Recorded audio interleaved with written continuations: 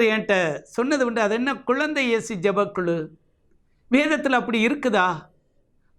கேட்டவர்கள் யார் என்றால் பெரிய பெரிய ஞானிகள். ஆமாம், சாதாரண ஆட்கள் கேட்டால் பரவாயில்ல, வேதத்தை படித்தவர்கள், சபைகளிலே பெரியவர்களாக தங்களை நினைத்து கொண்டிருப்பவர்கள். அது என்ன குழந்தை இயேசு? பாருங்கள் என் அன்பு தேவ பிள்ளைகளே, ஆண்டவருடைய வார்த்தை இவ்வாறாக சொல்லுகிறது. இதோ அந்த இடத்திலே வரும்பொழுது குழந்தைக்கு இயேசு என்று பெயரிடு. அதைத்தான் ஆண்டவர் எனக்கு கொடுத்தார். குழந்தை இயேசு ஜெபக்குழு பெயர் வைக்கப்படும் பொழுது ஆலயத்திலே சொன்ன அந்த வார்த்தை. தயவு செய்து இந்த குழந்தை இயேசு ஜெபக்குழு என்றால் இதோ ஏன் இப்படி வைத்தார்கள் என்று மறுமுறை யாரிடமும் சொல்லாதீர்கள். வேதத்தை படியுங்கள். ஏனென்றால் நீங்கள் வேதத்தை கற்று அறிந்தவர்கள். ஆம் அன்பு தேவ பிள்ளைகளை, அதற்காக இந்த குழந்தை இயேசு ஜெபக்குழுவை நான் மாற்றப் போவதில்லை. எல்லாரும் ஒரு நேரத்தில் குழந்தையாக இருந்து வளர்ந்தவங்க தான் இல்லையா? ஆமாம், ஒரு சிலர் என்கிட்ட சொன்னதுனால இந்த கருத்தை முதலாக உங்கள்கிட்ட நான் சொல்கிறேன். இன்றைக்கும் கூட என் அன்பு தேவ பிள்ளைகளே, கடவுளுக்கு நன்றி பலி செலுத்துங்கள். கடவுளுக்கு நன்றி பலி செலுத்துங்கள், உன்னதற்கு உங்கள் நேர்ச்சைகளை நிறைவேற்றுங்கள் என்று திருப்பாடல்கள் சங்கீதங்களின் புஸ்தகம் 50வது அதிகாரம் 14வது இறை வார்த்தையிலே சொல்லப்படுகிறது. கடவுளுக்கு நன்றி பலி செலுத்துங்கள், உன்னதற்கு உங்கள் நேர்ச்சைகளை நிறைவேற்றுங்கள். இன்றைக்கு நாம் நன்றி பலி செலுத்துகிறோமா? யோசித்து பாருங்க. ஒவ்வொரு நாளும் இந்த ஜீவனை கொடுத்தது ஆண்டவர் தான். நினச்சி பார்க்குறோம். காலையில் எழுந்திருக்கிறோம், செய்தி வருது, அவங்க போயிட்டாங்க. இன்னைக்கு ஒரு செய்தி என் அன்பு தேவ பிள்ளைகளை என் உள்ளத்தை நேற்று இரவிலிருந்து வாட்டி கொண்டிருந்தது. அந்த கான்ஃபரன்ஸ் கால் பிரேயர் 9:30 மணிலேருந்து 10:30 முடிஞ்சு அதுக்கடுத்து ஒரு சகோதரி, கடற்கரை பட்டணம், அந்த ஊர் பேரை சொல்ல விரும்பலை, சிறு பிள்ளை விளையாட்டுக்கிட்டு இருந்த பிள்ளைய காணல பிரதர், ஜெபிங்க. எல்லாரும் சேர்ந்து ஜெபிக்கிறோம். சிறு பிள்ளை, 4 வயசு பிள்ளை, வீட்டுக்கு முன்னாடி விளையாட்டுக்கிட்டு இருக்கிறதுக்கு காணலை, எங்கே போனுச்சின்னு தெரியல. பாரத்தோட ஜெபிச்சோம். ஆண்டவரே, சிறு பிள்ளை, ஏன்னா அந்த பிள்ளைக்கு கையில் கழுத்தில் செயின் போட்டிருக்கிறாங்க, தங்க செயின். ஆனால் இந்த ஊழியத்துக்கு செய்தி கொடுக்க வர்றதுக்கு முன்பாக செய்தி வருது, அந்த பிள்ளை இறந்துட்டு. எப்படி கேட்ட பொழுது சொல்கிறாங்க, பக்கத்து வீட்டில் இருக்கக்கூடிய அந்த பெண்மணி, அதுக்கு 2 பிள்ளைகள் இருக்குது, சிறு பிள்ளைகள். அந்த பிள்ளைகளோடு தான் இந்த பிள்ளை விளாண்டுக்கிட்டு இருக்கு. வீட்டுக்கு கூட்டு போய் நகையிலெல்லாம் செயினெல்லாம் கலத்திட்டு பீரோவில் வச்சு அடைச்சிட்டாங்க. ஒருவேளை இந்த செய்தி நீங்கள் நாளைக்கு கேட்டிருக்கலாம், கேட்க போகிறீங்க. பீரோவுக்குள்ளே வச்சு அடைச்சி ஒரு நாள் முழுவதும் வச்சு கடைசியில் அந்த பிள்ளை இறந்துட்டு. ஆனால் சொன்னது யாரும்? அந்த குடும்பத்தில் இருக்கக்கூடிய அந்த சிறு பிள்ளை தான் வெளியே வந்து சொல்லியிருக்குது. இன்றைக்கு நம்மளுக்கு இந்த ஜீவன் இருக்குது பாருங்க. ஐயோ, வீட்டை விட்டு வெளியே போகிறாங்க, திடீர்னு ஒரு விபத்து, ஆபத்து வருது, ஆக்சிடென்ட், நினச்சி பார்க்க முடியல, மரிச்சு போகிறாங்க. நினச்சி பார்க்க முடியாத விபத்துகளும் ஆபத்துகளும் இன்றைக்கு நம்ம சூழ்ந்து நிற்குது. ஒவ்வொரு நாளும் ஆண்டவர் நம்மளை கண்ணின் மணி போல பாதுகாத்து கொண்டு இருக்கிறாரே. நன்றி செலுத்துகிறோமா? நன்றி பலி ஏறெடுக்கிறோமா? பொருத்தனைகளை நிறைவேற்றுறோமா? யோசித்து பாருங்க என் அன்பு இறை மக்களே. வேதம் சொல்லுகிறது, துன்ப வேளையில் என்னை நோக்கி கூப்பிடுங்கள், உங்களை காத்திடுவேன் என்று வேதம் சொல்லுகிறது. துன்ப வேளையில் என்னை நோக்கி கூப்பிடுங்கள். துன்பமான வேளையில் என்னை நோக்கி கூப்பிடுங்க. வேதம் தெளிவாக சொல்லுது. என் அன்பு தேவ பிள்ளைகளே, இன்றைக்கு நம்ம கூப்பிடுறோமா? துன்பம், பலருக்கு துன்பம் வருது. எப்படிப்பட்ட துன்பம்? வேதத்தில் ஒரு மனுஷன் கூப்பிடுறான், இயேசுவை நோக்கி கூப்பிடுறான். லூக்கா 18வது அதிகாரத்தில் நாம் பார்க்கிறோம். 35வது இறை வார்த்தை, இயேசு எரிகோவை நோக்கி நெருங்கி வந்தபோது பார்வையற்ற ஒருவர் வழியோரமாய் உட்கார்ந்து பிச்சை எடுத்துக் கொண்டிருந்தார். மக்கள் கூட்டம் கடந்து போய் கொண்டிருந்ததை கவனித்த அவர் இது என்ன என்று வினவினார். நாசரேத்து இயேசு போய்க் கொண்டிருக்கிறார் என்று அவருக்கு தெரிவித்தார்கள். உடனே அவர், இயேசுவே தாவீதின் மகனே, இயேசுவே தாவீதின் மகனே, எனக்கு இரங்கும், எனக்கு இரங்கும் என்று அவர் அமைதியாக கூக்குரலிடல, சத்தம் அதிகமாக கூக்குரலிட்டார் என்று சொல்லப்படுகிறது. துன்ப வேளை நினைச்சு பார்ப்போம். கண் தெரியாத அந்த மனுஷன், கண் தெரியாத மனுஷன் யாராவது உதவி செய்வாங்களான்னு அந்த இடத்துல உட்கார்ந்துக்கிட்டு இருக்கிறான். யாராவது போற வர்றவங்க ஏதாவது போட்டா தான் உண்டு. ஆனால் இயேசுவை பற்றி நல்லா அறிஞ்ச அந்த மனுஷன், இயேசுன்னு ஒருவர் இருக்கிறார், இயேசுன்னு ஏன்னா பலர் சொல்லியிருக்கலாம். ஒருவேளை அந்த குருடன், அந்த அந்த கண் தெரியாத அந்த பார்வையற்ற அந்த மகன் அருகில் நின்று சொல்லி கொண்டு இருக்கலாம், இவர் பல பேர், அந்த இயேசு பல பேரை சுகமாக்கி இருக்கிறார், தொழுநோயாளர்களை சுகமாக்கி இருக்கிறார், காது கேட்காதவர்களுக்கு காது செவிகளை திறந்து அவர் காது கேட்க வைத்திருக்கிறார், பார்வையற்றவர்களுக்கு பார்வை கொடுத்திருக்கிறார், நடக்க முடியாதவர்களை எழுந்து நடக்க வைத்திருக்கிறார். அவர் சுகங்கொடுக்கிற தேவன். இதோ அந்த இயேசு இந்த பக்கம் வருகிறார். யாரோ சொல்லி அவன் கேட்டு இருக்கலாம், ஆனால் அவரை பார்க்கல, இயேசு அவன் பார்க்கல.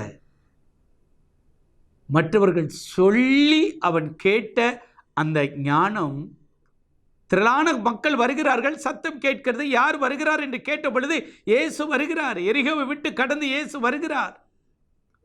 என் அன்பு தேவ பிள்ளைகளை, அவன் விசுவாசிக்கிறான்.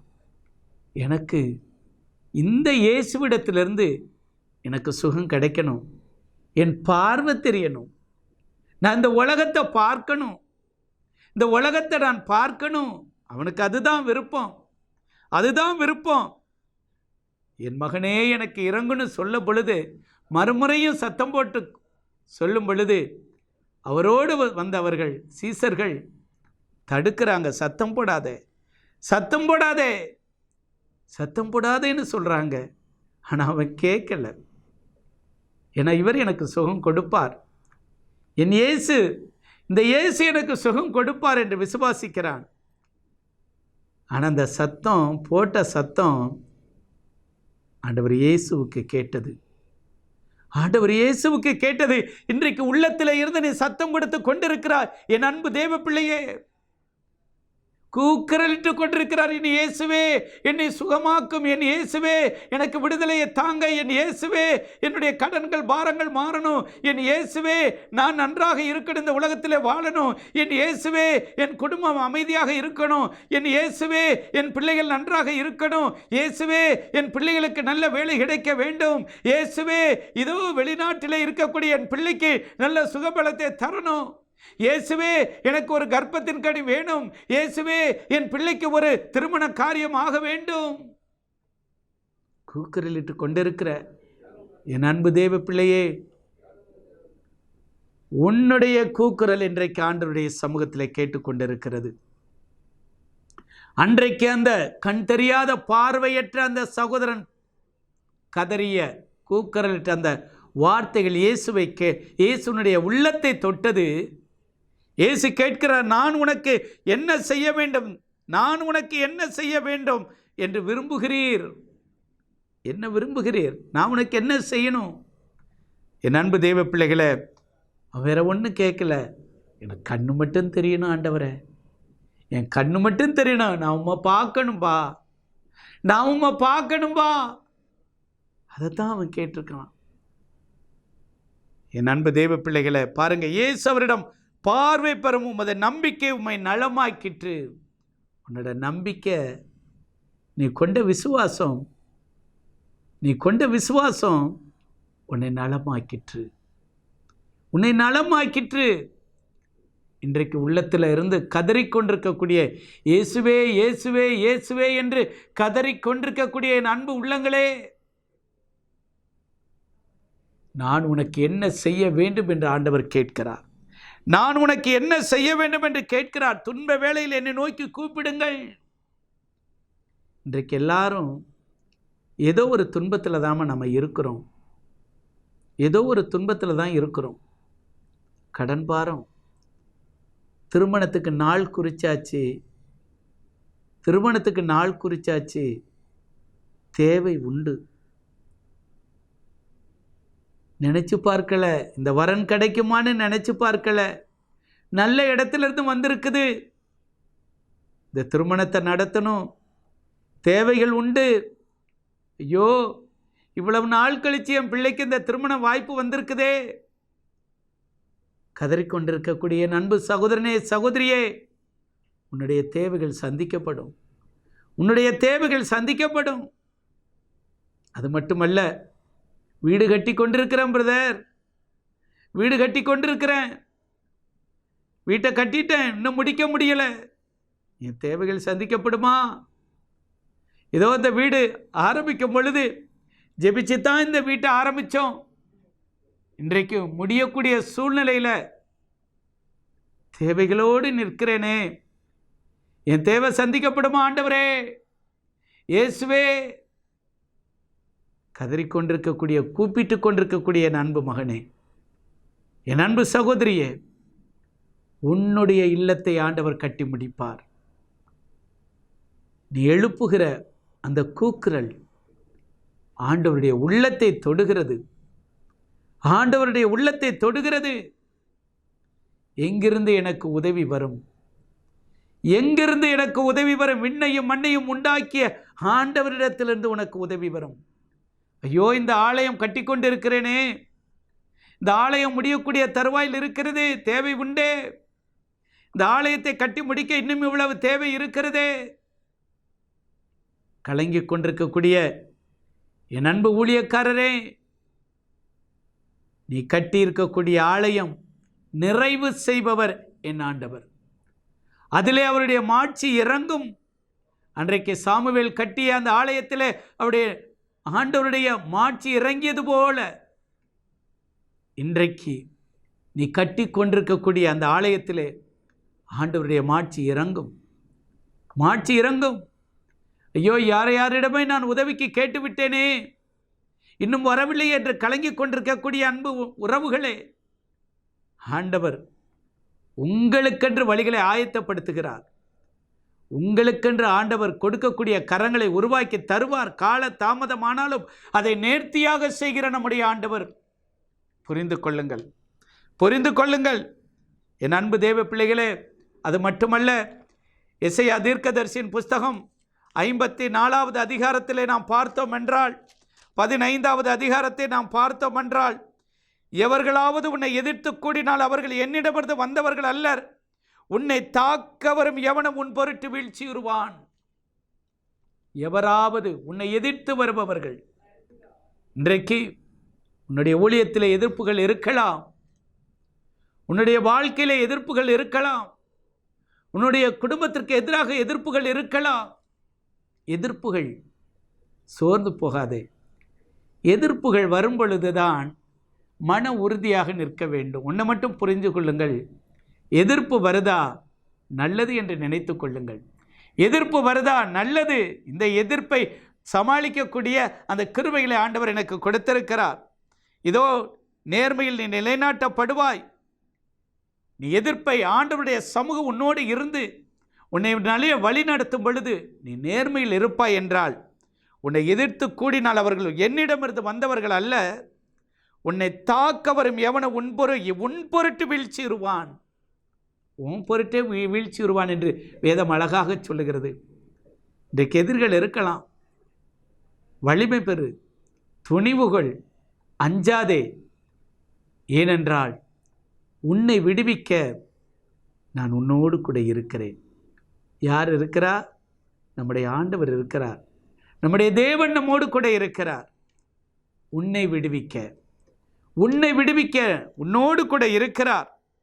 இதோ நம்மோடு கூட இருக்கிற தேவன் ஒவ்வொரு நாளும் நம்மோடு கூட இருக்கிறார். அதுக்கு தான் நான் முதலே சொன்னேன், நன்றி பலி செலுத்துங்கள். நம் கண்முன்னே ஓடி போயிடுவான். உனக்கு எதிராக எழும் ஆயுதங்கள் எல்லாம் வீழ்த்தப்படும். எத்தனை ஆயுதங்களை பார்த்துருக்கிறோம், எத்தனை பேச்சுகளை நம்ம பார்த்துருக்கிறோம். விழுந்து போவார்கள். நன்றி பலி செலுத்துவோம். ஒவ்வொரு நாளும் நம்ம நன்றி பலி செலுத்துவோம். நாம் நிற்பதும் நிர்மூலமாகாமல் இருப்பதும் அவருடைய கிருபை.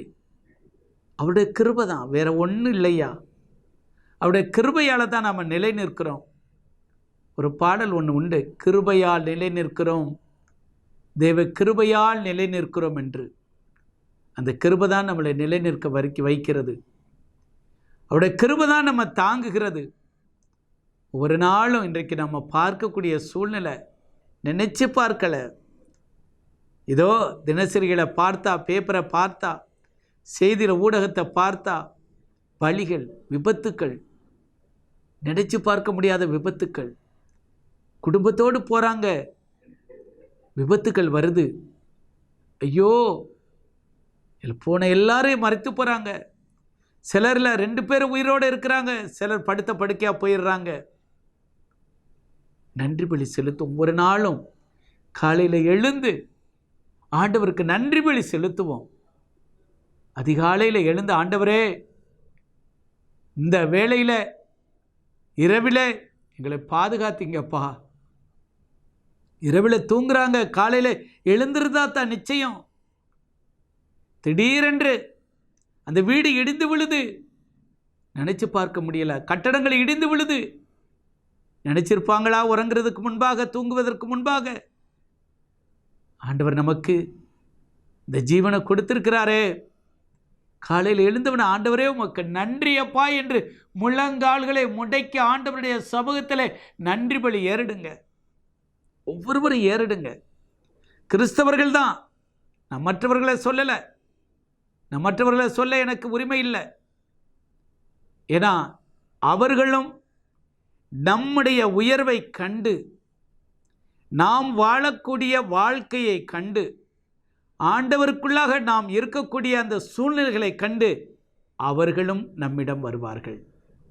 வேற்றினத்தார் வருவார்கள், வேற்றினத்தார் உன்னிடம் வருவார்கள் என்று வேதம் கூறுகிறது. நாம் இருக்கக்கூடிய வாழ்க்கை, நாம் நடக்கக்கூடிய வழிகள் ஆண்டவருக்கு சித்தமுள்ளதாக இருக்கும் பொழுது வேற்றினத்தார் வருவாங்கம்மா, வேற்றினத்தார் வருவாங்க. நம்ம நன்றி பலி செலுத்துவோம். தொடர்ந்து நாம் அவருக்கு நன்றி பலி செலுத்துவோம். நன்றி பலி செலுத்துவது அவர் அதைத்தான் விரும்புகிறாரு. நொறுங்கிய அந்த உள்ளத்தை விரும்புகிறாரு. நொறுங்கிய உள்ளத்தை ஆண்டவர் விரும்புகிறார். அதுதான் நன்றி பலி. நொறுங்கிய உள்ளத்தோடு ஆண்டவருடைய சமூகத்தில் நாம் போய் ஆண்டவரை சமூகத்தில் புகழ்ந்து பாடி ஆராதித்து துதித்து நன்றி செலுத்தும் பொழுது அவர் மகிழ்ச்சி உறுகிற தேவன். அன்றைக்கு சேராபீன்களும் ஏராபீன்களும் இதோ பரலோகத்தில் இன்றைக்கும் துதித்து கொண்டிருக்கிறார்கள். ரெக்கைகளை விரித்து, சட்டைகளை விரித்து துதித்து பாடி மகிழ்ந்து கொண்டிருக்கிறார்கள். அவர் பரிசுத்தர், அவர் பரிசுத்தர், அவர் பரிசுத்தர். ஆம், அந்த பரிசுத்தரை தான் நாமும் பரிசுத்த உள்ளத்தோடு அந்த அதிகாலையிலே எழுந்து அந்த பரிசுத்த உள்ளத்தோடு நாம் அவருக்கு நன்றி செலுத்த வேண்டும். அந்த காலையிலே நாம் நன்றி செலுத்தும். ஏன்? மனதெல்லாம் இதோ வெறுமையாக இருக்கும். அதிகாலையில் எழுந்த பொழுது எந்த நினைவும் எந்த பொல்லாத சத்துருக்களும் நம்மை தாக்காது. ஆண்டவரை நினைத்து ஒரு மணி நேரம், எனக்கு 1 மணி நேரம்லாம் டைம் இல்லை பிரதர், ஒரு அரை மணி நேரம் முழங்கால்களை முடக்குங்க. இல்லை முழங்காலை முடக்கி ஜெபிங்க. இல்லை எனக்கு முழங்காலை முடக்க தெரியாது, படுத்திருந்து தான் நான் ஜெபிக்க முடியும். என் அன்பு தெய்வ பிள்ளைகளை, முழங்காலை முடக்குங்க.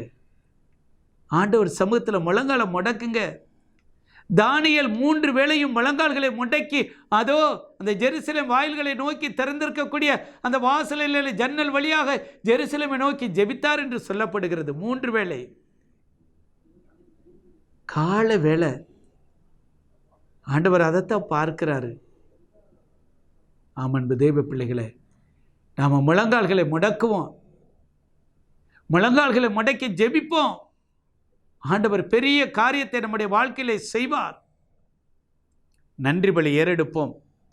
அது மட்டுமல்ல, வேதம் சொல்லுகிறது, விசேஷமாக கடவுள் பொல்லாரை பார்த்து இவ்வாறு கூறுகிறார், என் விதிமுறைகளை ஓதுவதற்கு உங்களுக்கு என்ன தகுதி, என் உடன்படிக்கையை பற்றி பேசுவதற்கு உங்களுக்கு என்ன அருகதை என்று கேட்கிறார். பரிசுத்தமில்லாமல் அவருடைய விதிமுறைகளை சொல்வதற்கு நமக்கு அருகதை இல்லை. காலையிலே அதிகாலையிலே அவருடைய பரிசுத்த இரத்தத்தினால் நம்மை கழுவி நம்மை தூய்மைப்படுத்தி ஆண்டவருடைய சமூகத்திலே ஒப்பு கொடுத்து அவருடைய வார்த்தைகளுக்கு கீழ்ப்படிய வேண்டும். அதைத்தான் அவர் நினைக்கிறாரு. என் பிள்ளை என் வார்த்தைகளுக்கு கீழ்ப்படியணும், என் பிள்ளை என் விதிமுறைகளை ஓதுவதற்கு சொல்வதற்கு ஒரு தகுதி வேணும்னு நினைக்கிறாரு. அந்த தகுதி இன்னைக்கு நமக்கு இருக்கா? நமக்கு இருக்குதா? கொஞ்சம் யோசித்து பாருங்க. ஊழியர்களாக இருக்கலாம், சபை போதகர்களாக இருக்கலாம், அருள் தந்தையர்களாக இருக்கலாம், நற்செய்தி பணியாளர்களாக இருக்கலாம். அவருடைய வார்த்தைகளை சொல்லுவதற்கு, மற்றவர்களுக்கு அவருடைய வார்த்தையை சொல்வதற்கு நாம் தகுதி உடையவர்கள் தானா? வேதம் தெளிவாக சொல்லுகிறது.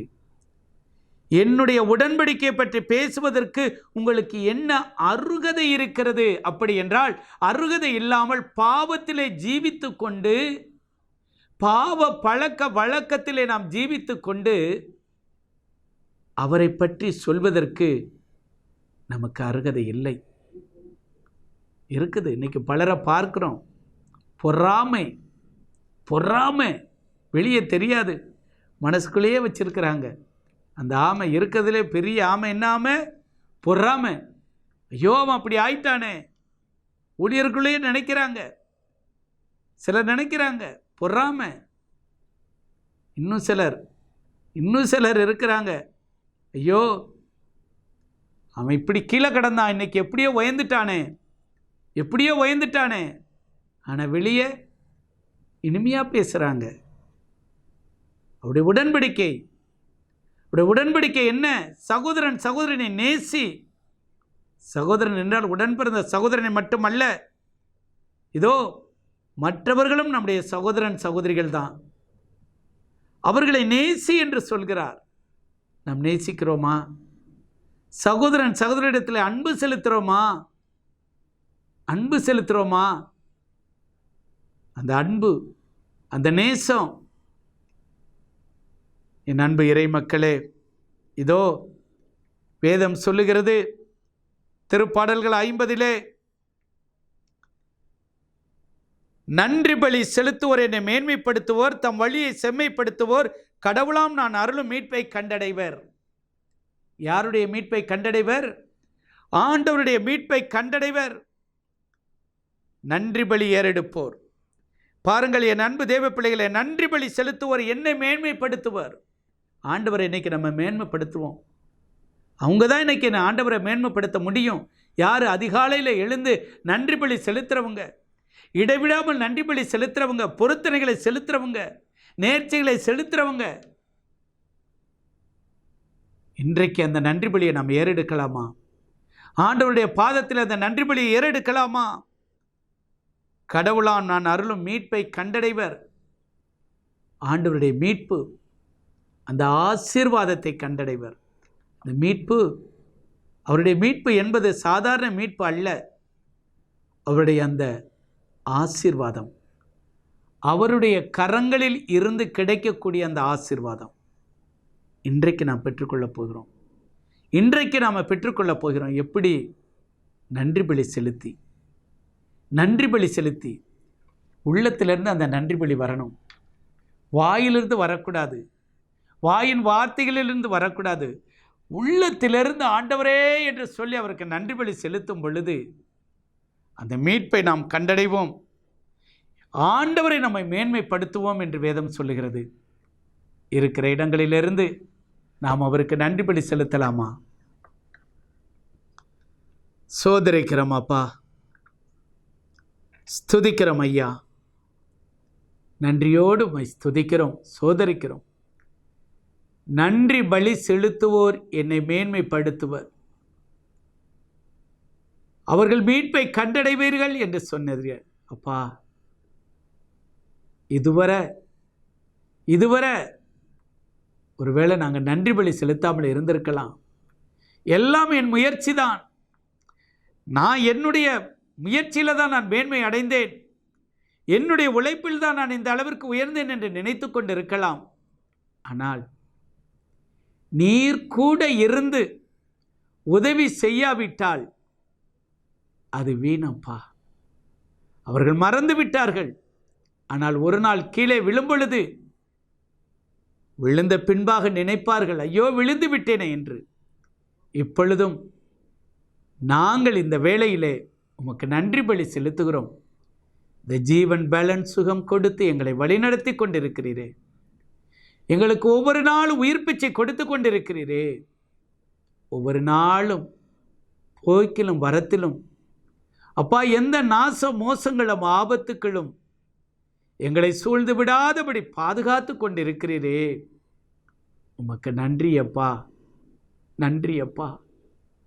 எங்களுடைய குடும்பங்களை பாதுகாத்து வழிநடத்துகிறீரே, எங்கள் பிள்ளைகளை வழிநடத்தி கொண்டிருக்கிறீரே, எங்களுடைய வேலையிலே ஆண்டவரே துணையாக இருந்து நடத்தி கொண்டிருக்கிறீரே, எங்கள் தொழில் முயற்சியிலே ஆண்டவரே உமது கரம் கூட இருந்து ஆண்டவரே இதோ நல்ல யோசனைகளை தந்து வழிநடத்தி கொண்டிருக்கிறீரே, உமக்கு நன்றி அப்பா, உமக்கு நன்றி அப்பா.